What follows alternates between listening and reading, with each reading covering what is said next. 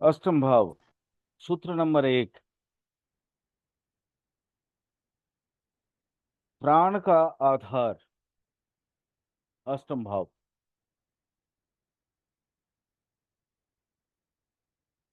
इसमें एक्चुअली हमारे लाइफ जो चलता है वो चलता है प्राण वायु। प्राण वायु मतलब ऑक्सीजन जो हम लेते हैं, वो ऑक्सीजन इनहेलिंग का जो मटेरियल्स होता है, दैट कॉल्ड द प्राण वायु।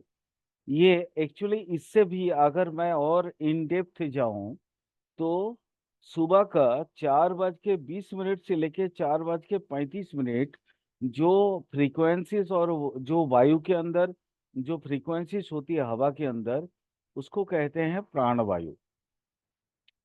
ये प्राणवायु ऐसे तो दिन भर चलता है, माने जो ऑक्सीजन इनहेल करते हैं हम, वो ऑक्सीजन बट उस टाइम पे एग्जैक्टली उस मोमेंट पे जिसको बोलते हैं ब्रह्म मुहूर्त, वो ब्रह्म मुहूर्त में हमारे वो जो 5 से 7 मिनट या 8 मिनट का जो वक्त होता है, वो सबसे ज्यादा ये होता है, क्या बोलते हैं वो, डेंस्ड होते हैं, कॉन्सेंट्रेट होता है।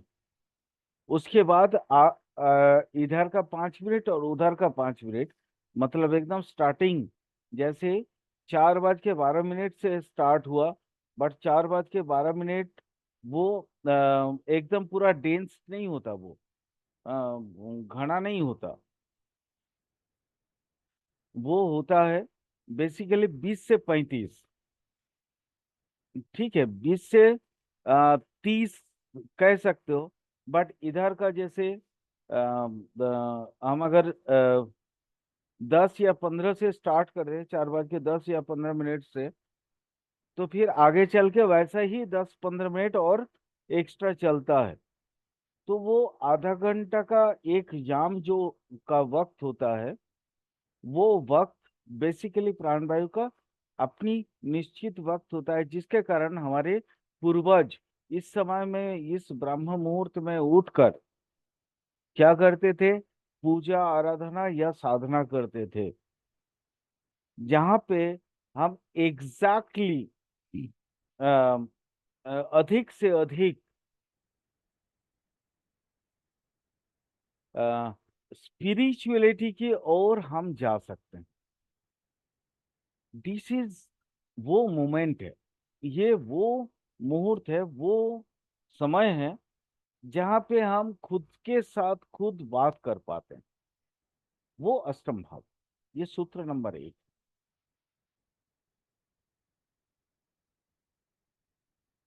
दूसरा, अष्टम भाव अगर कमजोर हो तो प्राण वायु की जो क्रियाशीलता है, प्राण वायु की जो क्रियाशीलता है वो कम होता है। यानी इसमें हम लोग कह सकते हैं, क्रियाशीलता कम होने का मतलब है कि प्राण वायु आप अधिक दिन तक नहीं ले पाएंगे। मतलब जातक अल्पायु होता है, उसके आयु थोड़ा कम होता है।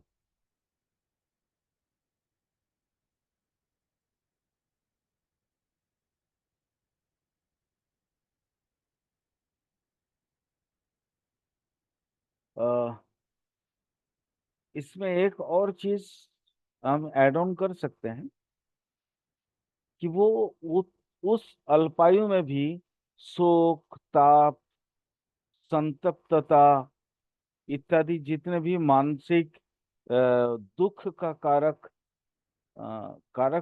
मतलब जो फैक्टर्स होते हैं, उस फैक्टर्स के अंदर वो उसको चलना पड़ता है। समझ रहे हो? ओह, लक्ष्मी जी भी आ गई। लक्ष्मी जी, बातें समझ रही हैं आप? जी सर। ठीक, नेक्स्ट सूत्र लिखिए। नेक्स्ट सूत्र,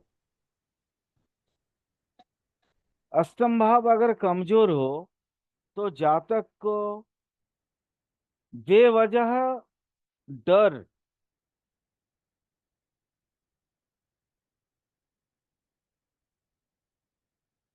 या व्याकुलता रहेगा,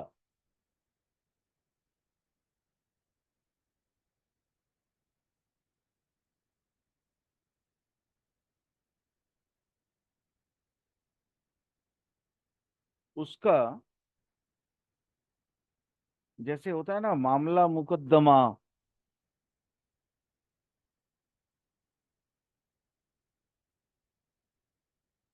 या आकस्मिक कोई दुर्घटना हो गई हो, माने इस तरीके से उसका अर्थ व्यय होता है, पैसे की हानि होता है।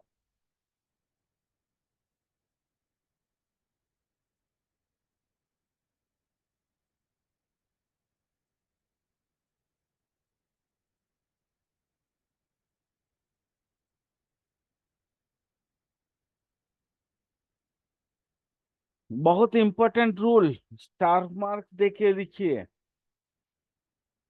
नेक्स्ट रूल, बट उसमें रूल से पहले स्टार मार्क लिख दीजिए, ये बहुत इंपॉर्टेंट है। अगर अष्टमेश पाप ग्रह या शुभ ग्रह कुछ भी हो, अगर वो अपनी राशि में,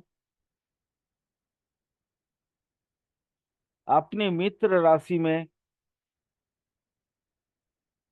कमा केंद्र में, कमा त्रिकोण या अष्टम भाव में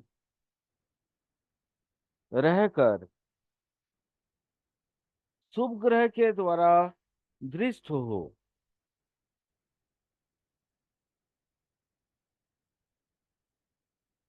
तो जीवन की जितने अनुकूल भाव है वो शुभ होता है। अनुकूल भाव मतलब जैसे जीवन जीने के कला, है ना, आ, उम, जीवन जीने का जितने भी सहयोगी चीजें होती हैं, जैसे स्पाउस हो गया, मतलब कर्म हो गया, अर्थ हो गया, है ना, धर्म हो गया, ये सारी चीजें उसके अनुकूल होते हैं। उसमें से उस जातक को बहुत बेनिफिट होने लगता है, मतलब शुभ फल, एक वाक्य में अगर बोलूं तो शुभ फल मिलते रहता है।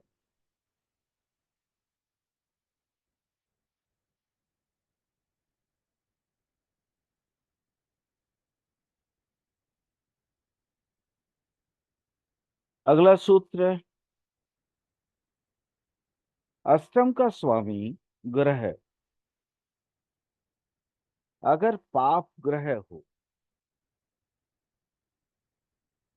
अष्टम का स्वामी ग्रह अगर पाप ग्रह हो,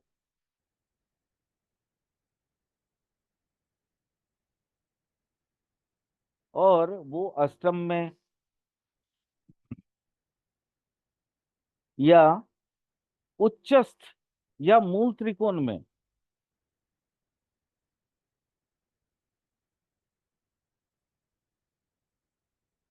रहकर अष्टम को प्रभावित कर दे, अष्टम भाव को, अष्टम भाव को प्रभावित करे,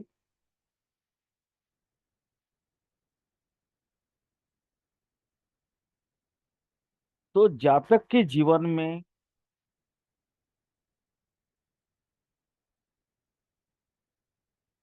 पैसे की हानि, बेकार का डर, बदनामी, मृत्यु तुल्य कष्ट,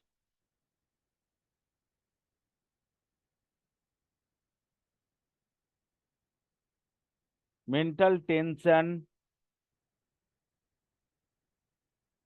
यानी इत्यादि पीड़ाएं मिलेंगी।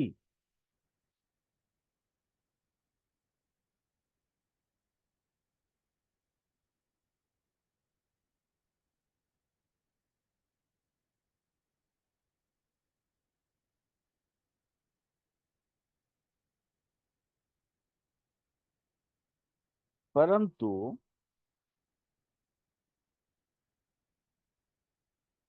अगर परंतु मतलब ऐसा देखा जाए कि वो अष्टम का जो स्वामी ग्रह है वो किसी और ग्रह से, जैसे गुरु, शुक्र, बुध इत्यादि किसी और ग्रह से अगर संपर्क साधित करे, यानी संपर्क बनाए हुए हो, तो व्यक्ति को तकलीफ तो होगा, बट वो आफ्टर क्या बोलते हैं ना, स्ट्रगल, उसको सक्सेस भी मिलेगा। यही होता है विपरीत राजयोग।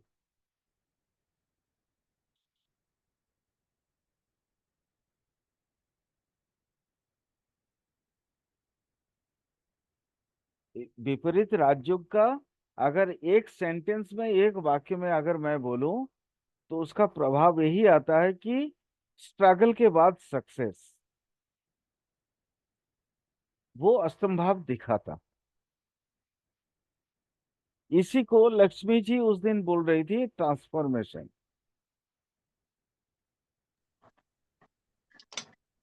गुरुजी, अष्टम भाव कमजोर अगर होता है तो पाप ग्रहों की दृष्टि से, कि वहां पाप ग्रह बैठे हों? पाप ग्रह, पाप ग्रह अष्टम, अगर अष्टम, अष्टम का जो स्वामी ग्रह है वो अगर पाप ग्रह हो तो भी होगा, नहीं तो नहीं होगा।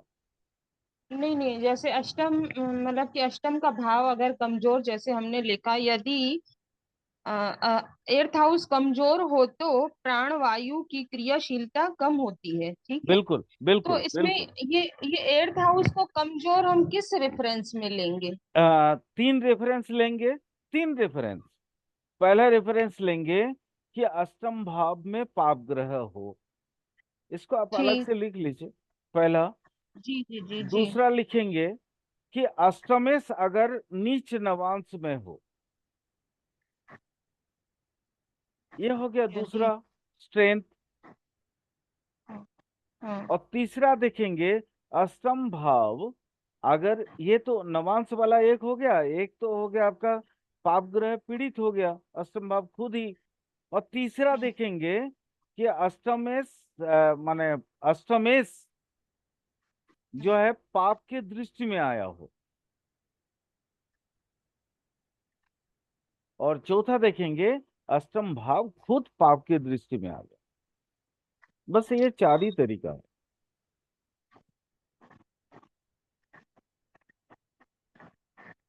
समझ गई? जी समझ गए। लेकिन यहाँ पर पाप ग्रह भी तो कभी कभी अच्छा काम करते हैं ना, क्योंकि ये बिल्कुल द्वि स्थान है। बिल्कुल। लेकिन काल पुरुष की कुंडली में अष्टम भाव कौन सा है? वृश्चिक। सर आयु वाला। हाँ। जी। काल पुरुष के देखिए, मैं हमेशा बोलता हूं ना आप लोगों को कि पहले तो काल पुरुष के कुंडली के एवज में अपना कुंडली को पहले मैच करवाइए, ठीक है। जी तो काल पुरुष की कुंडली में वृश्चिक होता है, उसका अष्टम, अष्टम भाव। जी वृश्चिक में अष्टम भाव में अगर पाप पीड़ित कोई ग्रह आ जाए, तो वो फिर वो तो एक तो जलीय राशि हो गया। जी। पाप ग्रह अगर मान लीजिए कोई शनि हो गया, राकेश, हाँ। राहु केतु हम्म, शनि, हम्म, ठीक है। अब हम्म। देखिए केतु, तो केतु का वहां पे वो अपना घर माना गया, जी है ना। लेकिन फिर जी भी केतु भी वहां पे बहुत अच्छा फल नहीं दे पाता, क्योंकि जी केतु, केतु का दिक्कत क्या होता है ना, केतु का दिमाग नहीं है। जी और राहु का दिमाग है, बट वहां जाने के बाद उसको ना सोच, ये ऐसा, राहु अगर वहां पे बैठ जाता है, उसके सोच ऐसा हो जाता है कि वो अब वो गड्ढे से, क्योंकि 8 हाउस इज गड्ढा, बस जी यूं समझ लीजिए। गड्ढा मतलब, गड्ढा मतलब ये नहीं कि कोई कूप यानी कुआं वगैरह है। गड्ढा मतलब होता है कि जैसे एक पेड़ होता है ना, हम लोग भी एक पेड़ है है जी ना, पेड़ जैसा ही है। हम है इंसान, बट हमारी जो अगर पेड़ की एवज में हमारी अगर उदाहरण दी जाए, तो हमारे जितनी ऊपर की ओर जितना प्रभाव रहता है, तो जमीन के नीचे भी उतना ही प्रभाव रहता है, जैसे जी जड़ों का रहता है। वो क्या होता है ना कि अगर कई सारे पेड़ हैं, तो सबके जड़ें एक दूसरे से जुड़ी हुई होती है। ठीक है। अष्टम भाव, जी इसलिए अष्टम भाव को बहुत अच्छे से समझिए लक्ष्मी जी। अष्टम भाव को अगर जी नहीं समझ पाइएगा ना, तो फिर जी मैं इसीलिए कुंडली समझ। क्वेश्चन मैं इसीलिए क्वेश्चन ये कर रही हूँ, अगर हम लोग काल पुरुष की कुंडली लेते हैं तो नहीं वहां नहीं, पे आगे वृश्चिक सुन राशि लीजिए, आती है। आगे सुन लीजिए, आगे जी पहले सुन लीजिए, फिर मैं आपको बाकी जी और प्रश्नों का उत्तर दे रहा हूँ। जी जैसे ठीक जितना है। पेड़ होता है ना, एक दूसरे जड़ जो है ना, एक दूसरे का सिंबलाइज होते हैं, वो एक दूसरे के जड़ के साथ जुड़े हुए होते हैं। वैसे ही जी हमारी जो जड़ है, जड़ कौन सा है, हम क्या बोलते हैं, हमारी जो गोत्र है, गोत्र जी समझती है ना, जी जी जी वो गोत्र हमारी जड़ें हैं। ठीक है। हम्म, तो गोत्र एक दूसरे से जुड़ी हुई होती है। मान लीजिए, जी जैसे किसी का हम्म भारद्वाज गोत्र है, किसी का वशिष्ठ गोत्र है, या किसी का हम्म, काश्यप गोत्र है, तो हम्म, गोत्र के उस गोत्र के बहुत से लोग मिल जाएंगे, है ना। जी तो अब ये सबके कैरेक्टर में कुछ ना कुछ सिमिलरिटीज मिलता है। ये वो जड़ है जिस जड़ के साथ एक दूसरे जुड़े हुए होते हैं। ठीक है। ये क्या पहला बात। दूसरा हम्म, क्या है, हम जितना जमीन के नीचे अब जड़ हो गया, जमीन के ऊपर जी हमारी संस्कार है। माने जैसे जी एक आम का पेड़, मान लीजिए एक जगह पे आपने एक आम का पेड़ लगाया, एक नींबू का पेड़ लगाया, और एक नीम का पेड़ लगाया। जड़ें तीनों का एक साथ जुड़ी हुई होंगी, बट मिट्टी के ऊपर तीनों अलग अलग फल देंगे। नीम अपना फल देगा, आम अपना फल देगा, और नींबू अपना फल देगा। क्लियर। जी तो क्लियर। ये चीज यही है अष्टम हाउस। यानी यहाँ पे जड़ जितना मजबूत होगा, अष्टम हाउस उतना मजबूत होगा, और आपके संस्कार जितना मजबूत होगा, अष्टम हाउस उतना मजबूत होगा। यानी अष्टम हाउस को देखने से पहले हमको फिफ्थ हाउस देखना बहुत जरूरी है। फिफ्थ हाउस संस्कार होता है। ठीक है। तो फिफ्थ जी हाउस अकेला अष्टम भाव देख के कभी भी संस्कार को मत समझिएगा। समझिएगा तो पंचम भाव को देखने के बाद, कि उसका जड़ कितना है, उसके संस्कार कितना अधिक है। आशा है आपके प्रश्न का उत्तर मिल गया है। जी उत्तर तो मुझे मिल गया दूसरी तरीके से, लेकिन मेरा क्वेश्चन है कि जैसे काल पुरुष की कुंडली लेते हैं तो अष्टम हाउस में हमारी वृश्चिक राशि 8 नंबर की आती है, जो जी कि केतु का घर है, और मंगल मंगल भी वहां के कारक है और मंगल की राशि है, तो दोनों तो पाप ग्रह हो गए ना। तो क्या हम अष्टम हाउस को अगर ये चीज आती है तो कमजोर मानेंगे? नहीं मैम, बिल्कुल नहीं मानेंगे। बट वहां पे अगर शनि अवस्थान करे, तो शनि क्या हम्म करेगा, उसको दंडित करके स्पिरिचुअलिटी की ओर ले जाएगा। ये जो अभी आपने नोट करवाया मुझे, तो एक इसमें लास्ट में ये भी अष्टम भाव खुद पाप ग्रह है। नहीं नहीं, वो मैं जो चीज बोला था, वो मैं हाँ अलग से फिर से दोबारा बता दूंगा, बता दे रहा हूँ। अच्छा ठीक ठीक है। ठीक है, फिर दोबारा नोट करवा देता हूँ। एक्चुअली आपका जो ठीक है प्रश्न का उत्तर है वो पहले सुन लीजिए। जी अष्टम ग्रह में पाप हो या शुभ ग्रह हो, कोई भी जी हो, हम्म अगर वो हमारे अनुकूल रहे, हम्म, ठीक है, मतलब जैसे, फिर से दोबारा बता रहा हूँ ताकि इस चीज को समझिए, यहाँ पे कोई डाउट नहीं होना चाहिए। जी जी अष्टम, इसीलिए समझने की कोशिश कर रही हूँ।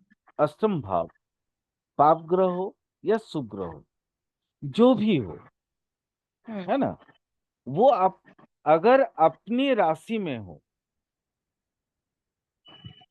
मित्र ग्रह में हो, जी। केंद्र में हो, जी। त्रिकोण में हो, हम्म। या अष्टम भाव में हो, बट शुभ जी। ग्रह के द्वारा दृष्ट हो, जी। तो ये भाव बहुत अच्छा होता जी। क्लियर। है। क्लियर हो गया? जी। अब ये तो भाव हो गया, बट भावेश का भी तो महत्व है। जी, यही तो चीज समझना चाह रही हूँ ना कि हम भाव को भी देखेंगे, यानी भाव भावेश का सूत्र तो हर जगह लगेगा ना। जी, तो अब भावेश के लिए ये भाव को समझ गई आप। जी। अब भावेश को समझ लीजिए। अगर भावेश पाप ग्रह हो जी। और वो अष्टम में या उच्चस्थ होकर बैठा हो, या हम्म। मूल त्रिकोण में हो, हम्म। या अष्टम भाव को किसी ना किसी तरीके से प्रभावित करे, ठीक। तो फिर वहां पे ना शुभ फल नहीं मिलेगा। वहां पे ठीक। मिलेगा डर, वहां पे हम्म। मिलेगा मतलब उद्वेग, व्याकुलता, डर, है ना। वहां पे मिलेगा मतलब टेंशन, हाइपर टेंशन, है ना।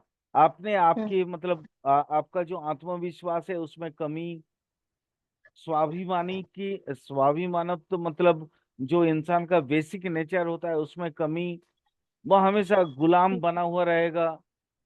ये भावेश के फल में इस तरह का। ठीक। क्लियर हो गया? जी। जी।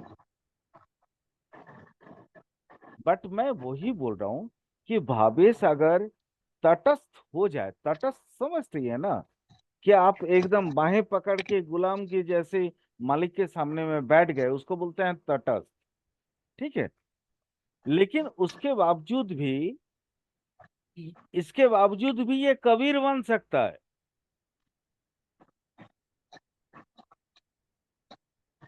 अब अच्छा। यहाँ पे आपको थोड़ा सा डाउट लगा होगा, मैं ऐसा वाक्य क्यों बोला। मेरे कहने का मतलब ये है कि व्यक्ति भले डरा हुआ है, व्यक्ति जी। भले सामाजिक जीवन में उसको ना अस्पृश्य मान लिया गया हो, वो दूसरों हर एक व्यक्ति उसको कंकड़ उठा के मारने के लिए तैयार हो, बट वो अपने अंदर अब वो जड़ को निकालेगा। अब वो जड़ के अंदर ढुकेगा। जड़ मतलब कौन सा है? हमारे इंसान के जीवन में जड़ होता है स्पिरिचुअलिटी, आध्यात्मिक बात। वो आध्यात्मिकता में इतना उतर जाएगा, इतना अंदर चला जाएगा डिग करके, कि आप वहां पे ना वो संत बन जाएगा। था तो अष्टमेश पाप ग्रह, पापेश के अधीन, है ना। लेकिन जी। वो स्पिरिचुअलिटी में इतना अंदर जाएगा। इसलिए मैं कल आप लोगों को बता रहा था कि अष्टम भाव को सिर्फ पीड़ाकारक ग्रह मत बोलिएगा, क्योंकि इसमें अगर पीड़ा मिलता भी है अष्टम भाव की वजह से या भावेश की वजह से, वो स्पिरिचुअलिटी उतना ही अंदर ढुकता है, उसको भगवत दर्शन होता है। मेटीरियलिस्टिक लाइफ में वो अगर असफल है, लेकिन वो स्पिरिचुअल लाइफ में उतना ही सफल है। तो आप मुझे बताइए मैम, आप क्या उसको सफल मानेंगे या असफल मानेंगे? अब नहीं दृष्टि सर। आपकी जी। है जी। ना। दृष्टि आपकी है। आप अगर मान लीजिए कोई व्यक्ति, मैं आपकी बात नहीं कर रहा हूं, कोई भी व्यक्ति जी। अगर पैसा को सफलता का कुंजी माने, तो फिर ये व्यक्ति विफल जी। क्लियर। है ना। जी।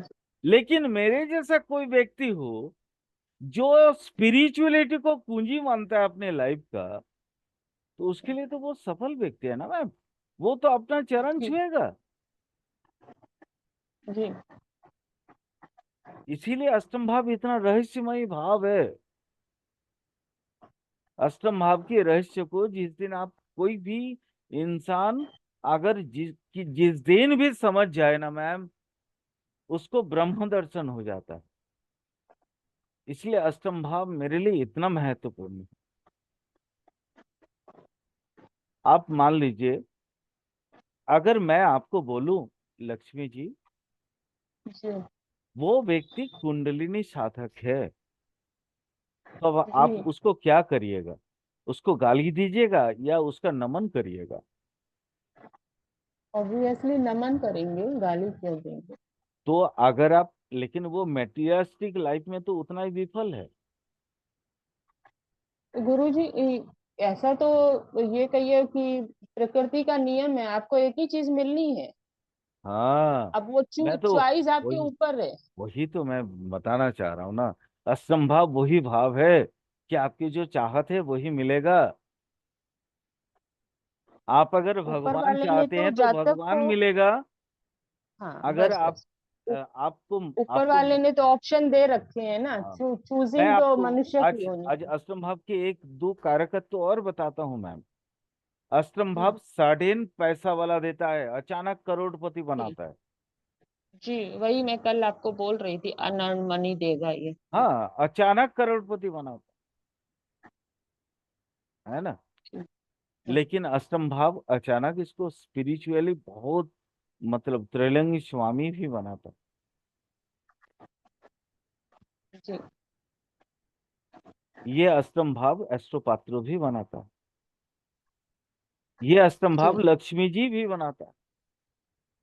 जी। आपका भी अष्टम भाव वही है। नहीं तो फिर आप इतनी सावलील ढंग से, इतनी मतलब एकदम सहज सरल तरीके से जीवन को इतना आप मान नहीं पाती, क्योंकि आपका कुंडली मैं देखा हूँ, सहज सरल तरीके से जीवन को तो वही व्यक्ति मान लेता है जिसको मालूम है कि भगवान जो करते हैं अच्छे के लिए। यानी वो भगवत कृपा उसके ऊपर बरस रहा है। जी, बिल्कुल सत्य। यही तो असंभव है। मैं इसलिए तो बोलता हूँ कि आजकल के गुरु इनको खाली पीड़ा कारक बोल के छोड़ देते हैं, बट ये पीड़ा कारक तो है ही नहीं ना मैम। बिल्कुल नहीं है। ये वो बरगद का पेड़ है असंभव, जहां जड़े जितने गंभीर होता है उतना ही उसका उतना तना सुख भी की उतना ही प्राप्ति ऊपर होगी। उठता है। उतने सुख की प्राप्ति भी होगी। बिल्कुल। बट अब सुख तो अपनी अपनी बर्ताव के अनुसार मिलता है ना, अपनी अपनी पॉइंट ऑफ व्यू के अनुसार मे, मिलता है। मेरा सुख का मतलब था कि पेड़ की छांव, पत्तों की वही छांव जो तो मैंने बोला शीतलता ना, देती है। वही तो मैंने बोला ना आपको। मान लीजिए कोई पथिक है, तो उसका सुख क्या है ना, उस बरगद के पेड़ के नीचे बैठ गया, पेड़। जी उसको जी। ठंडी हवा मिली, है ना, छाँव मिला, और वो बहुत सुकून से आधा घंटा एक घंटा लेट गया वहां पे। लेकिन मैम, आप ये तो बताइए, उस पथिक को ये सुकून देने के लिए उस बरगद के पेड़ को कितना तकलीफ करना पड़ा होगा, उसके जड़ें कितने गहरी गए होंगी। इंसान भी वैसा ही है। ये हम जो जी। आज रामकृष्ण कबीर कृष्ण हम्म। राम, हम्म। या मतलब हम कोई भी संत रहीम या कोई भी संत की बात उठाते हैं ना, उनकी जीवन दर्शन को उठा के देखिए मैम, उनको ये जी। अष्टम भाव की पूरी प्रक्रिया दिखे देखने को मिलेगा। जी, है बिल्कुल ना। सही। हम्म। क्योंकि वो माने अपनी व्यवहारिक जीवन में इतने प्रताड़ित हुए हैं कि उनको आध्यात्मिकता, तुलसीदास, अब उदाहरण लेते हैं ना, एक छोटा सा उदाहरण, तुलसीदास जी, गोस्वामी तुलसीदास, उनकी पत्नी भी उसको विश्वास नहीं करती थी, लेकिन उनके प्रेम में कभी भी कोई कमी नहीं था।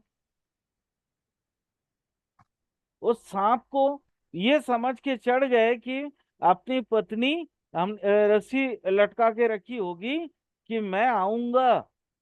वो सांप के पूंछ पकड़ के पत्नी के मतलब क्या बोलते हैं वो, आपका शय्यालय में, यानी शयन कक्ष में पहुंच गए वो। लेकिन उन्होंने क्या बोला, पत्नी ने क्या बोली कि जितना प्रेम तुम मुझसे करते उतना अगर भगवान को कर लिए होते तो भगवत मिल जाता आपको। हम्म। अब यहाँ देखिए ट्रांसफॉर्मेशन शुरू हो गया उनका। पत्नी ट्रांसफॉर्मेशन का रीजन बनी। कारक बन गई। अब वो भगवान राम का और हनुमान जी के दर्शन किए हैं। जी। चित्रकूट में जब गए, एक पक्षी आया और ये पक्षी जो है माने ये बताया कि तुमको जो बच्चा डेली तिलक करता है वो राम है। और वो पक्षी को जान माने पक्षी खोज हनुमान जी थे। जी। तो मैं, दिस इज 8 हाउस। अष्टम भाव को मैं अगर आपको कितनों बता दूं ना, फिर भी मुझे लगेगा कि मैं अष्टम हाउस के बारे में पूर्ण विवरण ना दे पाया हूं। और वर्णन करना मेरे जैसा एक साधारण इंसान के लिए संभव नहीं है। ये कोई संत ही है जो अष्टम हाउस को आपको पूरी तरह से बता सकते हैं। जो संत होंगे वही आपको बता पाएंगे। अब देखिए दोनों जगह पे सटीक बैठता है। एक तो जी। मेटीरियलिस्टिक लाइफ में ये इतना पैसा दे देता है कि तुम अब आध्यात्मिक तौर पे मत जाओ, पार्थिव दुनिया में रह के सुख भोगो। यानी आप समझिए वो अष्टम भाव जो ईश्वर से अपने को दूर किया।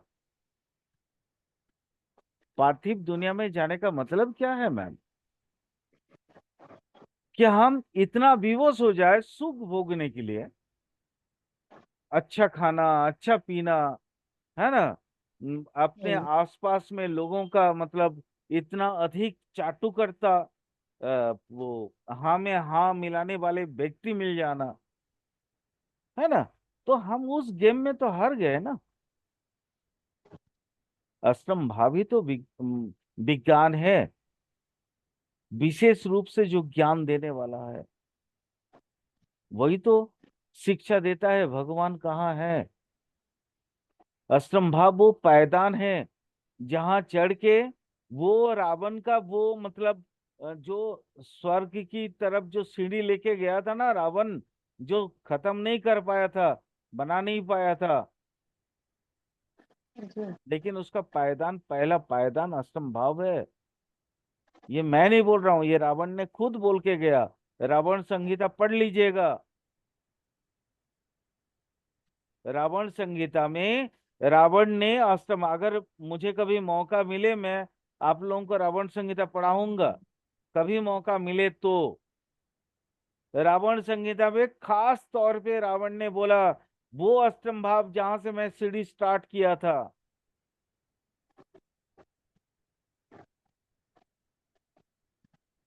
तो ये अष्टम भाव आप समझ रहे हैं क्या है। लोग इनको पीड़ाकारक बता के रख दिए हैं। हाँ मैं मानता हूं, क्योंकि न्यूटन का थर्ड लॉ क्या बोलता है मैम, याद होगा ना आपको, कि आप जितना क्रिया करेंगे उतना ही प्रतिक्रिया होगा आपको। There is an action equal and opposite reactions for an every actions. There is a equal and opposite reactions for an every actions. ये तो न्यूटन का थर्ड लॉ है। आप दीवार पे जितना जोर से मारेंगे दीवार भी आपको उतना ही जोर से मारेगा। जी। यानी आप जीवन में पीड़ा नहीं मिलेगा तो आप माने एक गेंद को आप अगर माने जमीन पे पटकेंगे नहीं मैडम, तो फिर वो आसमान की ओर कैसे भागेगा। आपको तो जमीन पे पटकना पड़ेगा ना उसको जोर से।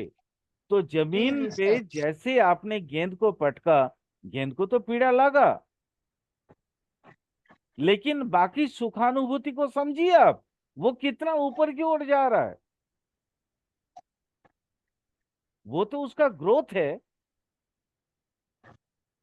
जी जी जी, हीरा तो खान से ही मिलेगा ना। बिल्कुल मैम, बिल्कुल, हीरा खान से ही मिले। दिस इज स्तंभ। चलिए अगला सूत्र लिखिए, और टाइम भी खत्म हो रहा है। चलिए इसी को थोड़ा सा और बताते हैं। नेक्स्ट सूत्र फिर अगले क्लास में दे रहे हैं हम। मान लीजिए हमारे कितने ज्ञान होते हैं। अतीन्द्रिय ज्ञान, अतीन्द्रिय मतलब इंद्रियों से परे का जो ज्ञान होता है, पारलौकिक जिसको बोलते हैं, है ना, अ, जी जिसको स्पिरिचुअल नॉलेज बोला जाता है। लेकिन स्पिरिचुअल, हमारी ये पूरी पृथ्वी, ये पूरी ब्रह्मांड जो है, वो 7 आयाम में डिवाइडेड है। 7 आयाम है, गंधर्व, कंधर्व, यक्ष, मनुष्य, देव इत्यादि करके 7 आयाम है यहाँ पे। अगर आप डिटेल इनको नहीं समझ पाएंगे तो एक आयाम से दूसरे आयाम में यातायात कैसे कर पाएंगे आप, आवागमन कैसे कर पाएंगे आप। ये भूत पिशाच की जो दुनिया है, उस दुनिया को समझने के लिए आपको तो उतना ही गहराई में जाना पड़ेगा ना। ये जो 7 आयाम मतलब 7 पाताल भी होता है, सप्त जी पाताल,